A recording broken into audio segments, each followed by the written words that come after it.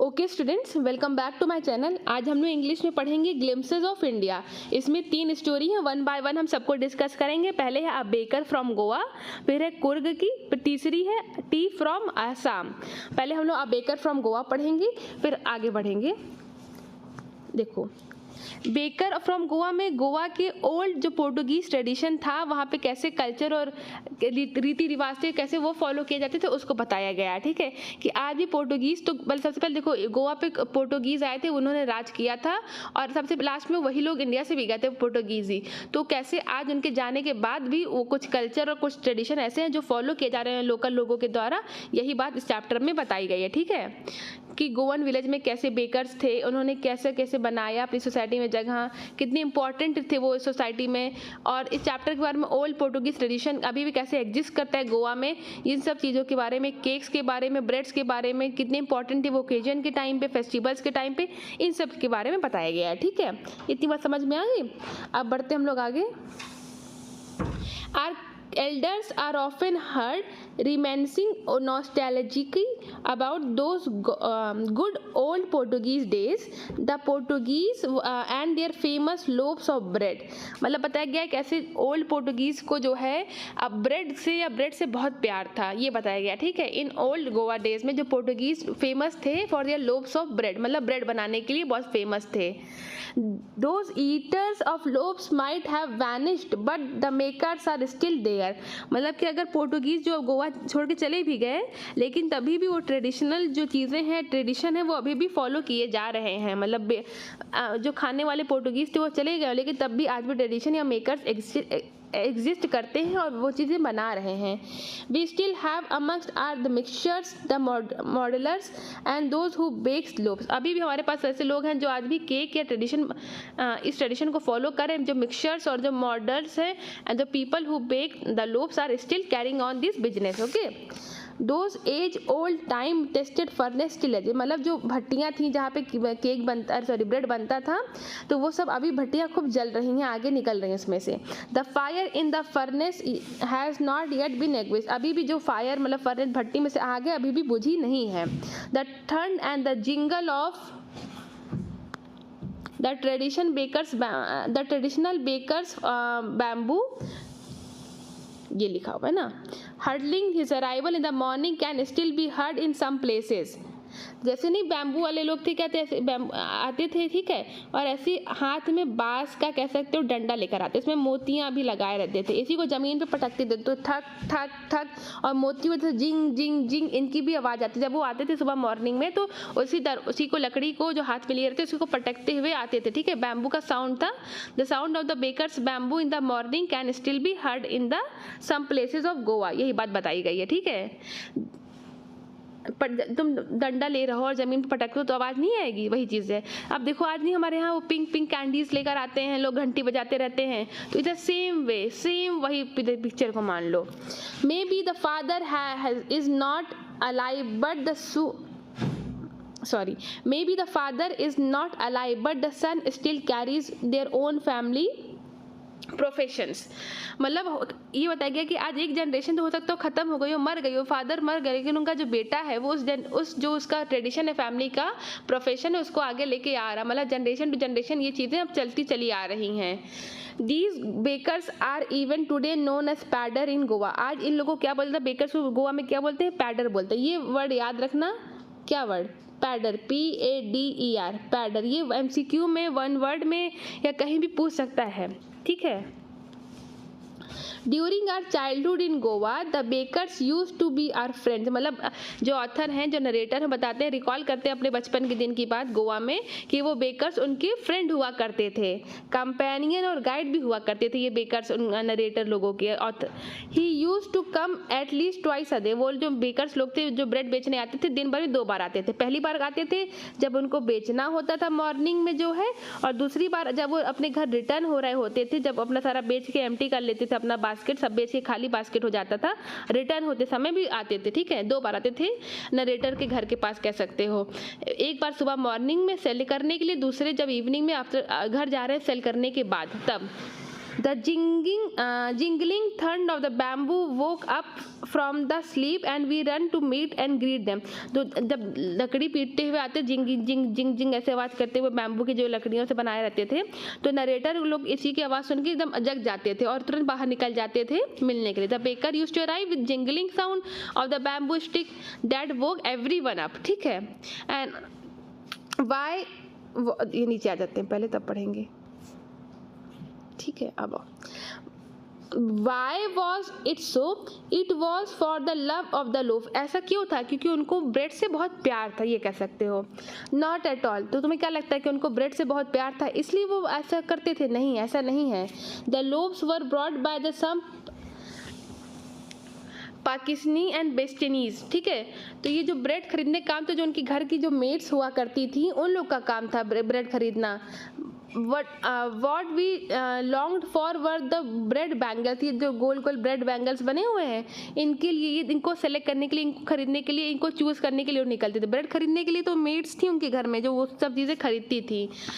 ये लोग तो निकलते थे क्या करने के लिए, जब आवाज़ सुन लेते थे. एज सुन as the children heard the sound they ran to meet the baker and get the bread bangles. ठीक है. Which was sometime made of sweet bread. ये सब which were made of sweet bread, यही बात यहाँ पे लिखी हुई है. इसी जो गोल गोल ये ब्रेड वाले हैं कि गोल गोल बैंगल्स की तरह बने, ये स्वीट ब्रेड, मीठे ब्रेड से बने थे, इनको खरीदने के लिए लोग जाते थे. The bakers made its musical entry on the scene with a jing jing, ऐसे आवाज़ करके वो लोग आते थे. Sound especially made from bamboo stick. Bamboo मतलब लकड़ी से बना आवाज़ करते थे. One hand supported the basket on the hand and other backed the bamboo on the ground. देखो ये मान लो कोई है, ठीक है, ये अपना लेके चली आ रही है बेचने के लिए, तो एक हाथ इनका ऐसे ऊपर सर पे टोकरी रखी थी इसको पकड़ने में था, एक हाथ से ये बैम्बू की स्टिक पकड़ी रहती थी. नहीं तुमने देखा होगा बहुत सारे लोग बेचने आते हैं अपने सर पे सामान रख करके और एक हाथ में लकड़ी का पकड़े रहते थे, बैम्बू का जमीन पटकते रहते कि मैं आ गया हूँ सामान ले लो. इनका आवाज़ लगाने का यही तरीका हुआ करता था. ठीक है. He would greet the lady of the house with good morning. और वो लोग अपनी जो उनकी घर की लेडी हुआ करती थी उनको गुड मॉर्निंग करके बुलाते थे. गुड मॉर्निंग ऐसे करके. And then the place his basket on the vertical. फिर ज़मीन पर रख, जब घर की औरतें निकल के आती थी सब ब्रेड लेने के लिए तो वो लोग ज़मीन पर अपने बास्केट को रख देते थे. We kids would be pushed aside for a mild rebuke and the loops would be delivered to the several. यहाँ नीचे आते हैं. मतलब जो बच्चे हुआ करते तो उन लोग को साइड में पुश कर दिया जाता है. The children would be push aside. तुम लोग जाओ, तुम लोग नहीं पहचान पाओगे क्या है. द लोब्स वो जो डिलीवर करते थे मेड्स को घर के. ठीक है. ये बात यहाँ पे लिखी हुई है. But we would not give up. We would climb a bench or a parapet and peep in the basket somehow. लेकिन वो बच्चे भी एकदम हार नहीं मानते कि हम लोग धक्का मार के हटाया जा रहा है, तुम लोग यहाँ से हटो, हम लोग खरीद लेंगे. वो बच्चे भी हार नहीं मानते थे, वो लोग उसी के बास्केट में हमेशा झांकते रहते थे. The children still found a way to peep in the basket. somehow I can still recall the typical fragrance of the loaf. अब यहाँ पे ऑथर क्या करते हैं, जो वहाँ इसकी स्मेल है, इसकी फ्रेगनेंस है कह सकते हो, ऑथर रिमेंबर करते हैं जो स्वीट फ्रेगनेंस ऑफ ब्रेड आती थी. ठीक है. कि कितनी अच्छी महक होती थी ब्रेड की, कितना अच्छा लगता था ब्रेड की महक को सूंघ करके. Loops for the elders and the bangle for the children. Loops ये लोग बड़ों के लिए खरीदते थे और जो बैंगल्स होते थे गोल गोल उनको बच्चों के लिए खरीदा जाता था. Then we did not even care to. जब खरीद लेते तो ये लोग ये भी सोचते चलो ब्रश करके खाएंगे, ये लोग सोचते थे तुरंत खा लें. इतना ये लोग उसके लिए दीवाने थे या पागल थे ये कह सकते हो. They did not brush there teeths before eating anything. और वॉश मतलब अपने मुंह को धुलते थे प्रॉपरली. वाई शुड वी, क्यों करूँ हम लोग ऐसा. Who would take the trouble of plugging the mango leaves from the toothbrush. कि इतना सा मेहनत काम हम लोग नहीं करेंगे, टूथब्रश ब्रश नहीं करेंगे. वाई इट इज़ नेसेसरी, ज़रूरी बिल्कुल भी नहीं है. The tiger never brushed his teeth. कहते टाइगर तो कभी ब्रश नहीं करता, वो तो सब कुछ खा रहा है, जंगल का राजा बना बैठा हुआ है, हम लोग क्यों ब्रश करें. Hot T could wash and clean up everything so nicely after all. ये गरम गरम आखिरी में चाय पियेंगे बढ़िया और एकदम हमारा दांत मुंह सब चमक के रह जाएगा. ये बात यहाँ पे ये बता रहे हैं. इसीलिए उन लोग को मतलब ब्रेड खाने की इतनी जल्दी रहती थी या लोब्स खाने की या बैंगल्स खाने की कि लोग ब्रश व्रश कुछ नहीं करते, उसके लिए फालतू के तर्क भी देते थे. ये क्वेश्चन आंसर्स में अभी MCQ नेक्स्ट वीडियो में करा दूंगी. NCERT के जितने भी क्वेश्चन आंसर्स हैं तीनों पार्ट के. अब ब्रेड की और क्या क्या इंपॉर्टेंस थी वो यहाँ पर बताई गई है. Marriage gifts are meaningless without the sweet bread known as बोल।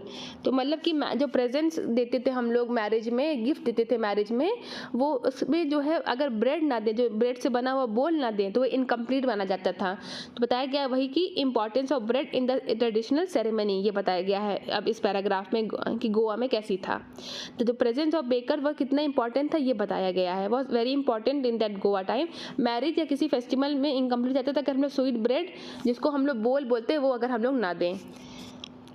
Not just a party or a fest, it loses its charm without a bread. मतलब कोई भी पार्टी और चाहे फेस्ट हो, वो अपना चमक खत्म कर देती थी अगर वहाँ ब्रेड ना हो। ब्रेड से सारी चमक पार्टी और फेस्ट में उनकी आती थी।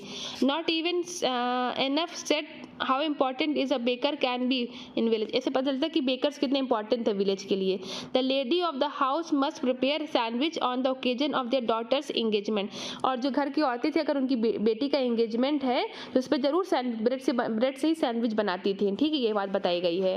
ये sandwich were prepared by the lady of the house on their daughter's engagement. Cakes and bolinhas are must for the Christmas. तो बताते हैं केक्स की कितना इंपॉर्टेंट। अभी भी देखो क्रिसमस में हम लोग केक काटते हैं, यही बात है कि नहीं है? सच बात बता रहे हैं। इन सेम वे तब भी केक्स कितनी इंपॉर्टेंट थी क्रिसमस में, ये बताया गया। और केक किससे बनता है? ब्रेड से बनता है। और तो यही बात इन्हें बताया गया कि जो ब्रेड बेचने वाले लोग थे या ब्रेड बेकर्स थे, ये बहुत इंपॉर्टेंट थे उस समय गोवा के में। हर चीज़ ब्रेड का कुछ, शादी से लेकर मैरिज से लेकर एंगेजमेंट से लेकर क्रिसमस पार्टी से लेकर के पार्टी फेस्ट से लेकर हर जगह ब्रेड से ही चाम भर जाता था। Thus the presence of the bakers furnace in village is absolutely essential. इससे देख के लग रहा है कि जो बेकर की भट्टियाँ हैं वहाँ पे कितनी ज़रूरी रही होंगी, यही बात यहाँ बताई गई है। ठीक है, अब नीचे पैराग्राफ में आएंगे तो जो बेकर का ड्रेस कैसा था वो बताया गया है, और मंथली अकाउंट कैसा रखते थे वो बताया गया है। The baker or the bread seller of those days had a particular dress known as कबाई। तो मतलब वहाँ के लोग क्या पहनते थे? जो ब्रेड बेचने वाले लोग कबाई पहनते थे। It was a single piece long frock reaching down to the knees। जैसे आज नहीं तो वन पीस ड्रेस होती हैं, मिडीज होती हैं, ये सब, तो उनकी भी जो फ्रॉक तरह होती थी, जो कबाई होता था, जो उनके घुटनों तक रहता था, घुटने से नीचे तक ही पहुंचता रहता था, जो वन पीस फ्रॉक होता था। In our childhood we saw bakers wearing a shirt and a trouser. और नरेटर अपने बचपन बताते हैं कि वो लोग क्या पहनते थे? शर्ट और ट्राउज़र। ठीक है, पहले बताया गया कि baker in the Goa wore a special dress known as kabai, और it was a single piece of long frock that reach down his knees. और during narrator's childhood cap bakers wore a shirt and trousers. ठीक है, जो trouser कैसा होता था वो बताया गया। ट्राउजर का डिस्क्रिप्शन जरा देख लेते हैं हम लोग, यहाँ पे लिखा हुआ है, yes, which were shorter and then full length ones and longer which were half pant. मतलब कि कह सकते हो जो हाफ पैंट होते उससे थोड़े से लंबे होते थे, लेकिन पूरा जमीन उनके पूरा पैर तक उसको नहीं रखते थे, बस घुटने से नीचे तक ही वो रहते थे। ठीक है, इतना मतलब ट्राउजर का डिस्क्रिप्शन दिया है कि trouser were shorter than full length and longer than half pants. यही बात यहाँ पे लिखी हुई है कि जो ट्राउजर था वो जो फुल पैंट की तरह पूरा फुल नहीं था, लेकिन हाफ पैंट की तरह इतना छोटा भी नहीं था, मतलब एक मीडियम साइज का था जो घुटने से नीचे तक के पैर के हिस्से को कवर कर लेता था। Even today anyone who wears half pant which reaches it just below the knees invite the comment that is dressed as pader. अगर आज भी कोई घुटने से नीचे तक की पैंट पहन ले तो हम लोग उसको तुरंत कमेंट कर देते थे कि ये पैडर है, he is referred to be as pader. Even today in Goa if anyone in the street is wearing a half pant it is referred to be as padder। ये बात यहाँ पे ये लिखी हुई है। The baker usually collected the bills at the end of the month. मतलब baker हमेशा पैसा लेते, डेली डेली का पैसा, वो हमेशा महीने के आखिरी में ही पैसा लेते थे। Monthly accounts were recorded on a some wall in pencil. दीवार पर ही इनका पूरा यहाँ पे चार्ट बना के ऐसे मंथली अकाउंट को रिकॉर्ड करते थे विथ पेंसिल। ठीक है, दीवार पर ही। Baking was indeed a profitable profession in old days. बताते हैं कि जो बेकिंग थी वो बहुत अच्छा या बहुत ही मतलब कह सकते हो प्रॉफिटेबल था, मतलब काफ़ी कमाइयाँ होती थी। इन ओल्ड डेज में baking was a profitable profession, मतलब प्रॉफिट बहुत था इसमें। एंड क्या लिखा हुआ है देखो, the baker and his family never stabbed, इतना प्रॉफिट था कि कभी उनको भूखे नहीं रहना पड़ता था, हमेशा वो लोग खुश थे, प्रॉस्पेरिटी उनके अंदर थी, उन लोगों में हैप्पीनेस भरा हुआ था। He his family and his servants always looked happy and prosperous, यही बात लिखी हुई है कि अच्छा प्रोफेशन था, दिल खुश करने वाला, खूब बढ़िया दबा के कसम जो पैसा आता था। Their plump physique was an open to testimony this, उनकी जो फिजिक थी वो भी ये बताती थी कि भैया पैसा आ रहा, अच्छे पीते खाते घर से ये लोग हैं, इतना बताता था इसमें। Even today any person with a jackfruit, like jackfruit समझते हो, कटहल, इस समय देखो मई जून में खूब कटहल आ रहा, गांव में हो रहा है, देखो कटहल की कीमत देखो मोटी तगड़ी है ना। इन सेम वे बताया गया है कि जो ये लोग के लोग थे काफ़ी जैक फ्रूट की तरह मिलते जुलते थे। Physical appearance easily compare to be as Baker, ठीक है, यही बताया गया है कि their plump body structure prove that the fact that the baker and family were never hungry, ठीक है, इनका बॉडी और इनका स्ट्रक्चर कटहल से कंपेयर करके ये बताया गया कि कभी ये लोग भूखे नहीं रहे हैं, ठीक है। ये स्टोरी समझ में आ गई। अब ये एनसीईआरटी क्वेश्चन हम लोग नेक्स्ट वीडियो में आराम से कर लेंगे ये सब। हम लोग सेकेंड पार्ट में आते हैं, इसमें जो है ये कुर्ग की कहानी दी हुई है। कुर्ग कहाँ पर है बेटा, ये हमारे कंट्री में ही कर्नाटक एक स्टेट है वहाँ पर है, ठीक है। ये इंडिया का मैप नीचे का हिस्सा देखोगे तो यहाँ कर्नाटक में ही कुर्ग है। कुर्ग जो है कॉफ़ी कंट्री के नाम से है, मतलब कॉफ़ी का स्टेट बहुत बड़ा है। कुर्ग में कॉफ़ी खूब पाई जाती है, खूब अच्छे से कॉफ़ी बीन्स होती हैं, और यहाँ पे रेन फॉरेस्ट मतलब बहुत पाए जाते हैं, ठीक है, और स्पाइसेस मतलब मसाले भी बहुत होते हैं। यही बारे में यहाँ बताया गया कुर्ग के बारे में, ठीक है। नहीं होते पर जा करके कुर्ग का मैप आराम से देख लो, ये कर्नाटक में कहाँ पर है। वैसे मैं बता दूँ मैंगलोर और मैसूर के बीच में ही है ये। देखो midway between Mysore and the coastal town of Mangalore sits a piece of heaven that must be drifted from the kingdom of God, मतलब बताया गया है कि जो कुर्ग है एकदम कह सकते हो मैंगलोर और ये जो मैसूर के बीच में बना हुआ है, और इसे एकदम स्वर्ग लगता है कि यहाँ स्वर्ग बसा हुआ, जैसे कश्मीर को इंडिया का स्वर्ग कहते हैं, वैसे कुर्ग को भी एक स्वर्ग के रूप में ही उसको उपाधि मिली हुई है, स्वर्ग के ही रूप में उसको टैग मिला हुआ है। The land of rolling hills inhabited by the proud race of martial men, beautiful women and the wild creature, बताया गया है कि इसको लैंड ऑफ रोलिंग स्टोन्स भी बोलते हैं, जहाँ पे मैन वुमेन और क्या कहते हो वाइल्ड क्रिएचर्स भी यहाँ पे रहते हैं, ठीक है। ये बात यहाँ पे बताई गई है, मतलब चैप्टर में बताया गया कुर्ग जो मैसूर और मैंगलोर के बीच में है, ये यहाँ पे होम किसका है, एवरग्रीन फॉरेस्ट का होम है, स्पाइसेस यहाँ पाई जाती हैं, कॉफ़ी का प्लांटेशन यहाँ काफ़ी अच्छी मात्रा में होता है, और यहाँ पर इनहैबिटेड किसका है, प्राउड रेस ऑफ मार्टिनल मैन का है, ब्यूटीफुल वुमेन यहाँ रहती हैं, वाइल्ड क्रिएचर्स रहते हैं।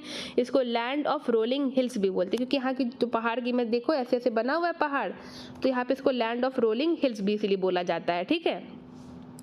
मतलब कुर्ग को एक तरह से हेवन भी बोला जाता है, heaven is also called Coorg, ठीक है।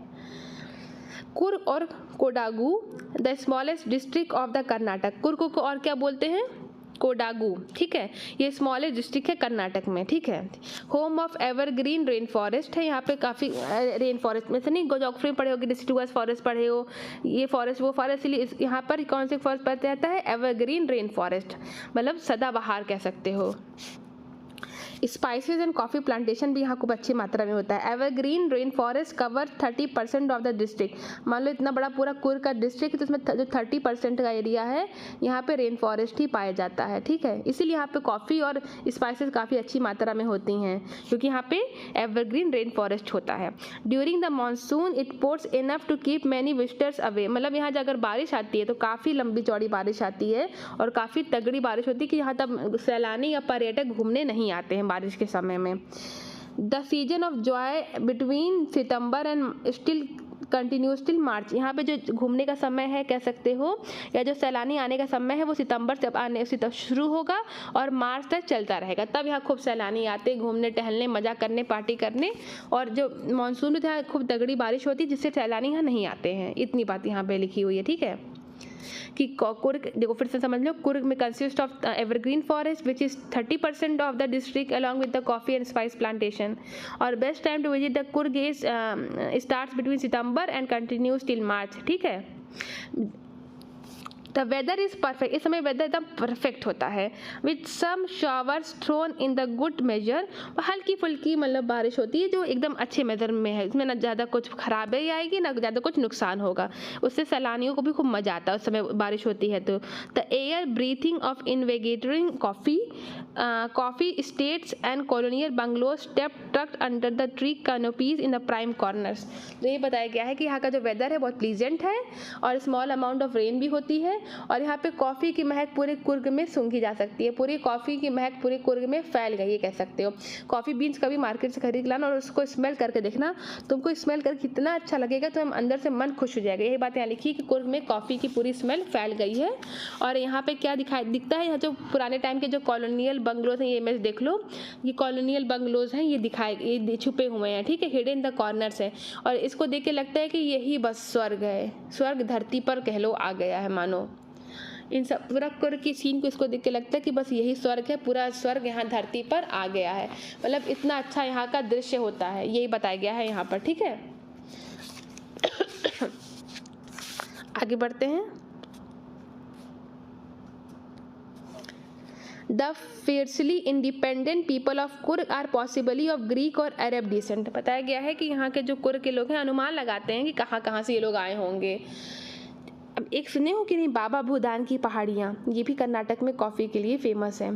तो कह सकते हैं, कहा जाता था कि बाबा भूदान जो थे अपनी दाढ़ी में जो है कॉफ़ी के बीन्स छुपा के लेकर आए थे दाढ़ी में ही, और फिर उसको यहाँ पे 2-3 प्लांट किए थे, तो उसके वहाँ पे कॉफ़ी अच्छी होने लगी, तभी से यहाँ पे फेमस हो गया है।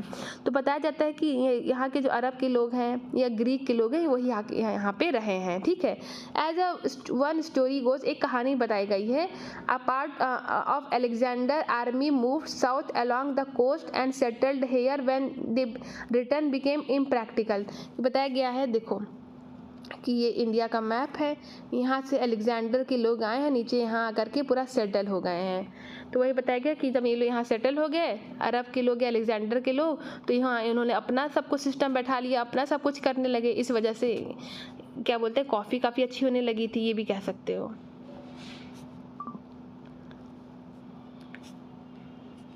ये लिखा हुआ ना, these people married among their locals and their culture is apparent in the martial tradition marriage and the religious rite which are distinct from the Hindus mainstream।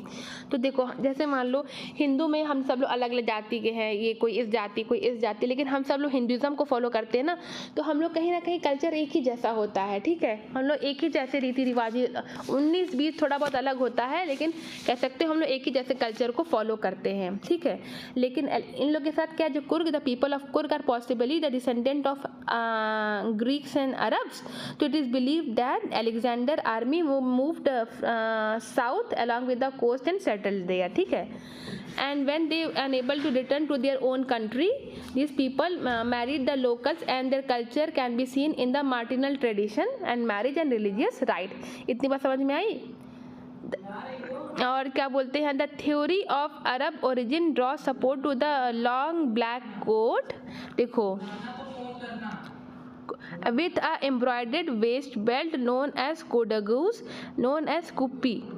It resembles the kufiya worn by Arabs and the Kudus। यहाँ पे इनके कपड़ों के बारे में बताया गया है।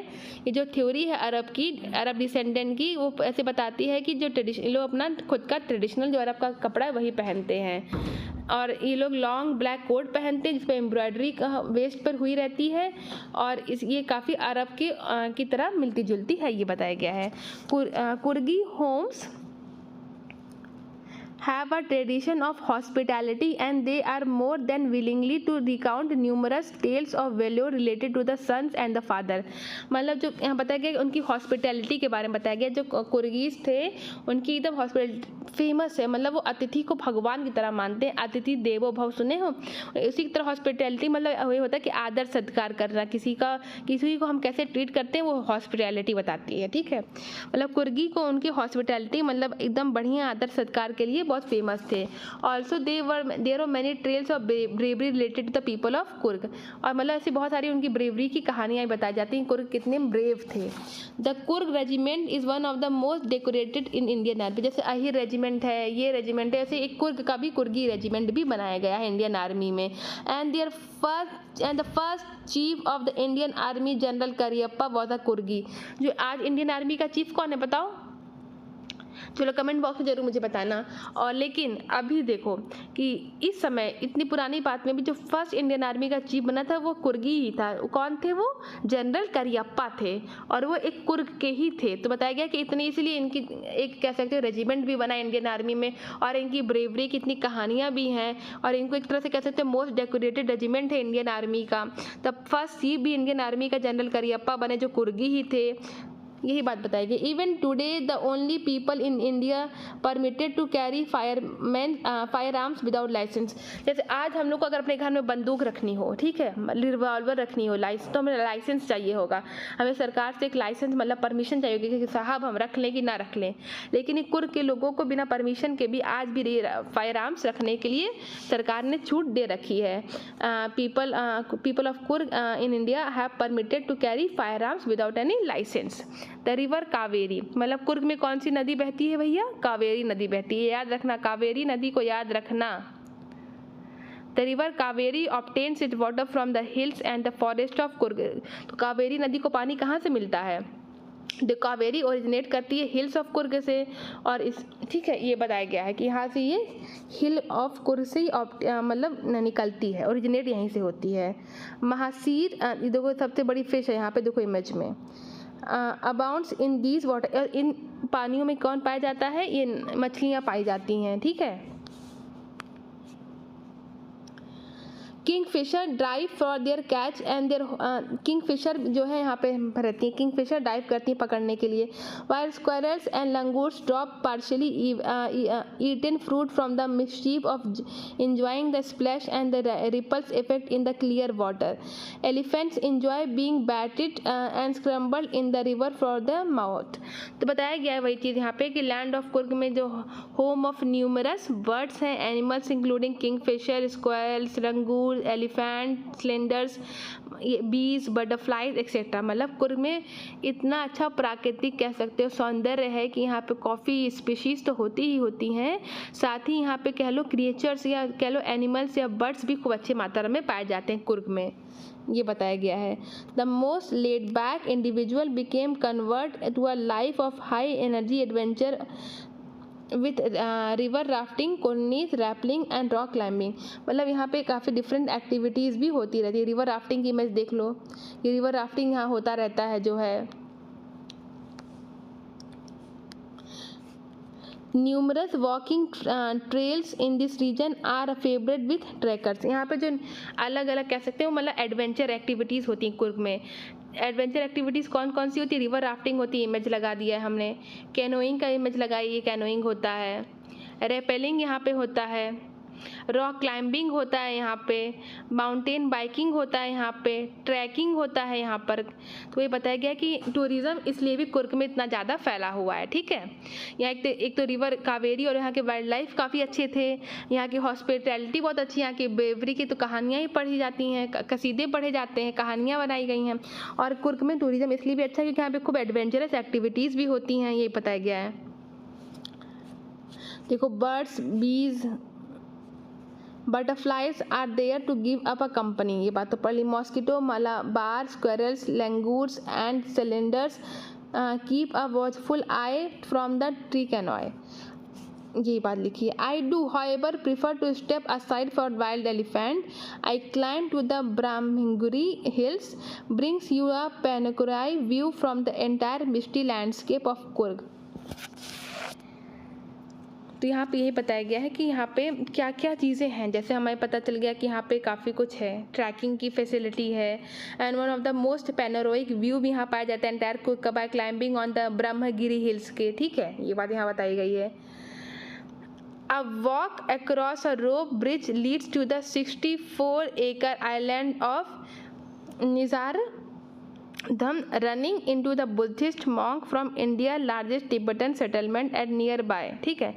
यहाँ पे यही बात बताई गई है कि एक और इंटरेस्टिंग फैक्ट बताया गया है कि जो लार्जेस्ट तिब्बत के जो सेटलमेंट या बुद्धिस्ट मॉन्क थे वो भी यहाँ पे पाए जाते हैं, वो भी यहाँ पे रहते हैं, यही बात यहाँ पे बताई गई है।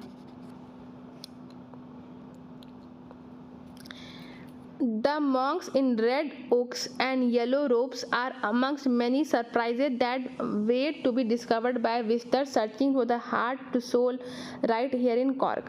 तो ये बताया गया है कॉर्ग में क्या क्या फेमस है और मॉन्क्स यहाँ काफ़ी पाए जाते हैं। अगर तुम मॉन्क्स को यहाँ देख लोगे तो लगेगा कि तुम्हारा हार्ट एंड सोल कंप्लीट हो गया है, मतलब एक बहुत मुश्किल से मिलते हैं, बहुत मुश्किल से यहाँ पे दिखते हैं, यही बात बताई गई है। और कुर्ग में कैसे पहुँचा जाए ये बताया गया है। बाय एयर पहुँच सकते हो, बाय रेल पहुँच सकते हो, बाय रोड पहुँच सकते हो। अगर हवा से जाओगे मतलब एरोप्लेन से जाओगे तो तुमको मैंगलोर एयरपोर्ट उतरना पड़ेगा, फिर वहाँ से 135 किलोमीटर तुम जाओगे क्या बोलते हैं गाड़ी करके, या तुम रेल से जाओगे तो तुमको सबसे नियर बाय तुम्हें मैसूर मिल जाएगा, मैसूर ट्रेन से उतर जाए रेलवे स्टेशन पे, वहाँ से तुम चले जा सकते हो। और रोड से जाओगे तो there are 2 counts to Coorg from Mangalore, ठीक है, ये बात यहाँ पे लिखी हुई है। अगली हम आते हैं क्वेश्चन आंसर्स, मैं नेक्स्ट वीडियो में आराम से करा दूंगी। T from Assam. असम, अभी हमने कॉफ़ी पढ़ ली कुर्ग की, अब हम चाय पढ़ेंगे असम के बारे में, ठीक है। ये प्रांजल एक लड़का यंगस्टर है, ठीक है, और क्या बोलते हैं दूसरा राजवीर एक लड़का है, थोड़ा छोटा कर दूँ तो दिखेगा,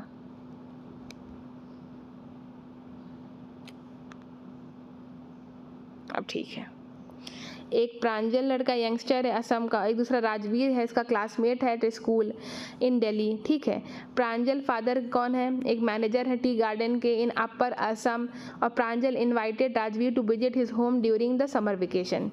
तो मान लो एक 2 लड़कों की कहानी यहाँ पे दी हुई है, प्रांजल की, प्रांजुल कह लो, और राजवीर की। तो प्रांजुल तो असम का ही लड़का है और उसके पापा का एक मैनेजर है, मतलब टी गार्डन के अपर असम में, और वो राजवीर को बुलाता है, लोग दिल्ली में पढ़ते हैं कि और समर वेकेशन में मेरे घर आओ असम में, चलो हम तुमको दिखाएंगे सब कुछ। तो चाय गरम, चाय गरम, गरम चाय। A vendor called out in a high pitch voice. जब ये लोग ट्रेन से प्रांजुल राजवीर को लेकर अपने घर असम जा रहा होता है तो ट्रेन में नहीं बहुत सारे चाय गरम, चाय गरम, चाय गरम, चाय गरम आते हैं कि नहीं आते हैं, वैसे में उनके पास भी है, उनके ट्रेन में भी घूम रहे होंगे चाय वाले लोग, ट्रेन में बैठे सब लोग होंगे ना, सबने ये बात तो ऑब्जर्व की होगी, देखी होगी ना, चाय चाय चाय चाय, 10 रुपये की चाय, 10 रुपये की चाय, वही बात है। He came up to their window and asked, जैसे चाय साहब, तो मतलब बताते हैं कि कोई आया होगा और चाय पूछा होगा। गिव अस 2, तो प्रांजल सेड, तो प्रांजल उनसे कहता है कि हाँ 2 कप चाय दे दो। They sipped the steaming hot liquid. Almost every in the compartment was drinking tea too. मतलब सब लोग पूरे कंपार्टमेंट में चाय, मतलब ट्रेन की जो बोगियाँ होती है उसको कंपार्टमेंट बोलते हैं, तो सब लोग चाय पी रहे थे, सब लोग चाय का सिप ले रहे थे, चाय का काफ़ी मज़ा कह सकते हो, सब लोग पूरे ट्रेन के कंपार्टमेंट में ले रहे थे। Do you know that over 80 crore cups of tea are drunk every day throughout the world? बहुत ज़्यादा भैया नंबर है ये तो। बताया गया है कि 80 करोड़ चाय पूरे इंडिया मतलब पूरे वर्ल्ड में एक दिन में पी ली जाती हैं, ये बताया गया, ठीक है। Rajveer told to Pranjal that 80 crore cups of tea are drunk every day around the world. ये राजवीर चाय पीते समय जो है प्रांजल से ये बात बोलता है। वो exclaimed Pranjul, T is really very popular, तो बोलता है हाँ चाय काफ़ी पॉपुलर है। The train pulled out of the station, मतलब ट्रेन थोड़ा आगे बढ़ती है, started moving from the station. Pranjul buried his nose into the detective book again, तो प्रांजल को डिटेक्टिव बुक पढ़ना बहुत पसंद था, ठीक है, तो इसलिए प्रांजल फिर से अपनी किताब, जैसे ट्रेन चलना स्टार्ट हो जाती है अपनी किताब खोल के डिटेक्टिव बुक वाली खोल के पढ़ने लगता है। Rajveer too was ardent fan of the detective stories, but the moment जो ये था क्या बोलते हैं राजवीर, इसको भी डिटेक्टिव स्टोरियाँ पढ़नी बहुत पसंद थी, बहुत बड़ा फ़ैन था कह सकते हो डिटेक्टिव स्टोरियाँ पढ़ने का, लेकिन आज but at the moment he was keener on looking the beautiful scenery. यार देखो जब हम लोग भी ट्रेन से जाते हैं तो हम लोग को इतना ना मोबाइल चलाने का मन करता है ना इतना कुछ पढ़ने के बाद, आंखें बंद करके मतलब बाहर देखते रहो, बाहर की हवा में हमारे फेस पे पड़ती रहे, या तो बस बाहर अगर कुछ अच्छा सीन या अच्छी ब्यूटी हो तो बस उसी को आंखें देखने का मन करता है, आंखों से उसको मन करता है दिन उसको कैप्चर कर लें, सीन को अपनी आंखों में पूरा भर लें, इन सेम भी उसको। लेकिन आज डिटेक्टिव स्टोरी पढ़ने का बिल्कुल मन नहीं था, वो बाहर पूरी टाइम खिड़की से बाहर झाँकते हुए अच्छी अच्छी जो सीनरी गुजर रही थी उसको देख रहा था, ठीक है। Rajveer looked out of the window and he was amazed to see the beautiful scenery of the greenery outside. It was a green everywhere. Rajveer को सब कुछ ग्रीन हर कुछ दिखता है। Rajveer has never seen so much greenery before.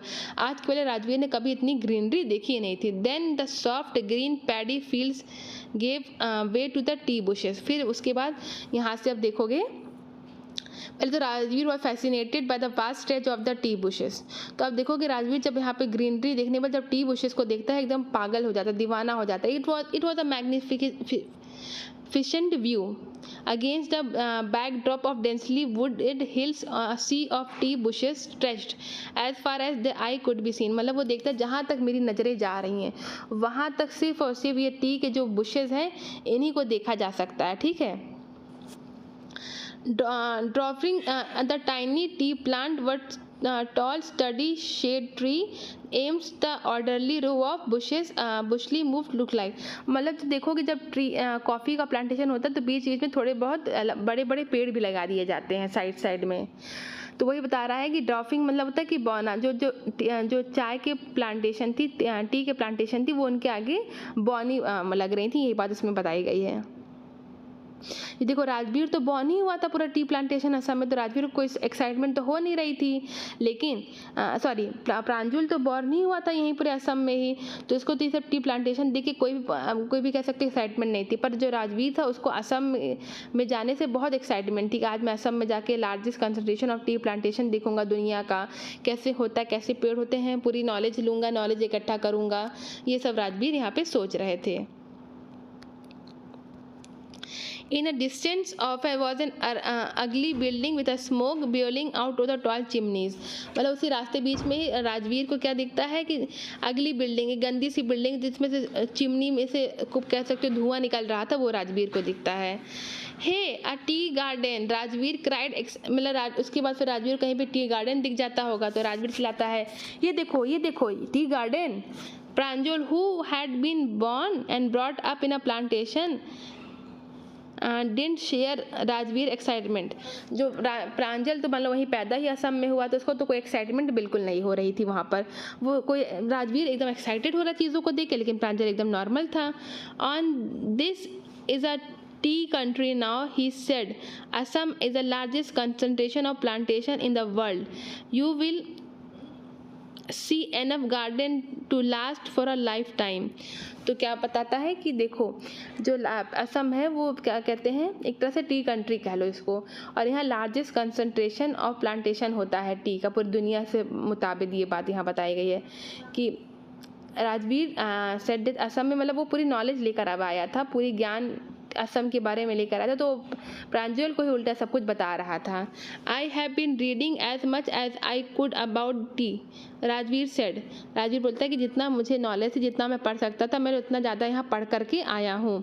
No one really knows who discovered the tea but there are many legends.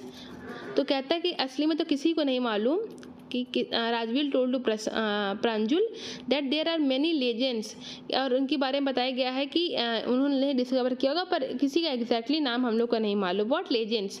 Well there are one about the Chinese emperor, एक Chinese emperor की भी कहानी के शायद इन्होंने जो है टी को डिस्कवर किया है।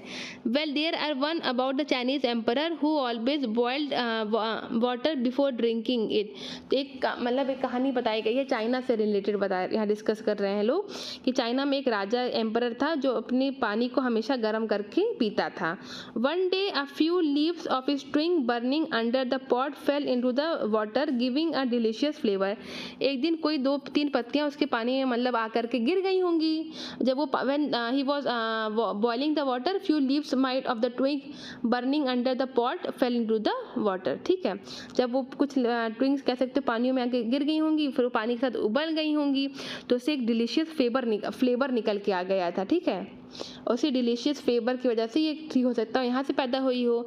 It is said they were the tea leaves, तो बताया जाता है कि हो सकता है वो टी लीव्स ही रही होंगी और वहीं से ये टी जो है निकल कर आई हैं। टेल मी अनदर, प्रांजुल कहता है दूसरी कहानी बताओ। अच्छा, ये कहानी चाइनीज़ की बताई दी, चाइनीज़ एम्परर की। दूसरी कहानी बताओ।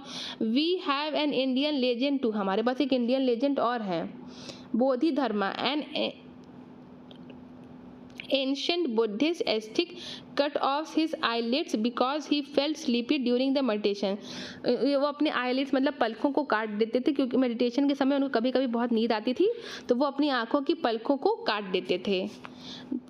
10 tea plants grew up of the eyelids, तो उससे जो है 10 कह सकते हो जो टी प्लांट्स है उस आईलेट से ग्रो हो गए। The leaves of these plants were put in the hot water and drink और बैनिश स्लीप। तो फिर इन्हीं को जो मतलब कि उसके आईलेट से जो है, जैसे जो टी प्लांट्स ग्रो हुए हैं उन्हीं को पानी में बॉयल करके जब पीते थे वो, तो उससे उनकी जो नींद थी वो बैनिश हो जाती थी। ये बात बताई गई है। एक तो बताया गया है कि भाई कि चाइना में, दूसरा बताया गया इंडिया में। Rajvir told about the Pranjul about another legend from India that Bodhidharma an ancient Buddhist monk थे जो अपनी आईलिड्स को कट ऑफ कर देते हैं because he felt sleepy during meditation. ठीक है, उससे जो है 10 टी प्लांट्स ग्रो हो जाते हैं आईलिड्स से ही। And it is believe that the tea of these plants when put in the hot water and drunk, उससे जो है स्लीप जो है पूरी वैनिश हो जाती है। Tea was the first drink in China, Rajveer added, लेकिन चाइना में ही शुरू हुई है चाय। ठीक है, फर्स्ट जो है चाइना में ही शुरू हुई है। As far back in 2700 BC। ए BC और AC मतलब समझ रहे हो, ये लाइन है, मान लो ये 0 है, इधर सारा AC का चल रहा है, इधर सारा BC का चल रहा है। तो यहाँ 2700 BC में कह सकते हो चाइना में सबसे पहले टी जो है ड्रंक हुई थी। इनफैक्ट वर्ड सच एज चाय, चीनी आर फ्रॉम चाइनीज़, मतलब ये टी या चाय या चीनी ये सब कहाँ से आई हैं? चाइना से ही आई हैं। The tea came to Europe only in 16th century, मतलब यूरोप में तो चाय बहुत लेट पहुँची है। 16वीं शताब्दी में ही चाय जो है यूरोप में पहुँची है। And was drunk more as medicine than as beverage, हम लोग बेवरेजेस में चाय कॉफ़ी लेते हैं, वो लोग मेडिसिन के तौर पे चाय को पीते थे यूरोप में। The train clattered into the Mariani junction, the boys collected their luggage and pushed their ways. तो जब अपने गंतव्य अपने स्टेशन पे बच्चे पहुंच जाते हैं, उसके बाद बातें करते करते ट्रेन में, तो ये लोग अपने लगेज को कलेक्ट करते हैं और ट्रेन से बाहर निकलते हैं क्राउड प्लेटफॉर्म पर।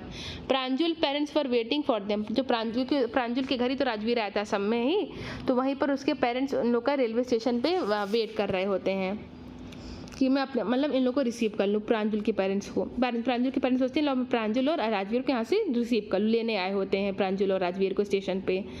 सून they were driving towards the Dhekiabari, the tea garden manage by the Pranjul's parents. फिर जो प्रांजुल के पेरेंट्स जिस टी गार्डन को मैनेज करते हैं, जिसके मैनेजर होते हैं, वहाँ लेके जाते हैं।